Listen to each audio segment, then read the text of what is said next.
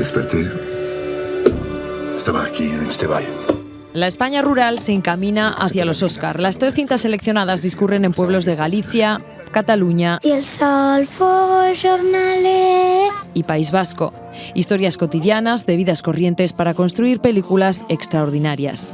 Un espejo en el que mirarse desde cualquier lugar del mundo. Alcarrás fue la triunfadora de la última Berlinale. Que a pesar de que sea una historia muy local, la gente se conecta mucho con el tema de la familia, pero también con el tema de la agricultura. El contracte firmat, no n'hi ha cap. El Pinyol Vell i jo ho tenia fet de paraula. Simón ya fue elegida para representar a España en la carrera hacia los Oscar con su Verano de 1993.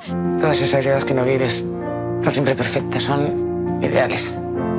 En algún momento hay que vivir la vida que te ha tocado, hija. Para la directora de Cinco Lobitos, este es un regalo, dice, a su primera película, la ganadora en el Festival de Málaga. Tanto aquí como fuera, era una película que conectaba muy bien con crítica y con público, ¿no? Como que había algo universal de la peli que, bueno, esta cosa que tienen las familias, ¿no? Que parece que van a ser todas muy distintas en distintos países y luego al final todos tenemos contradicciones, ¿no? Y paradojas familiares. Ojalá te hubieras despertado en otra aldea. Sorogoyen y la zaragozana Isabel Peña esperaban el momento oportuno para que el guión de Asbestas viera la luz. Parece que su espera tiene premio. Sentía que era una película para hacer más tarde, ¿no? En un momento de su carrera posterior, a pesar de, ya te digo, estar escrita desde hace mucho.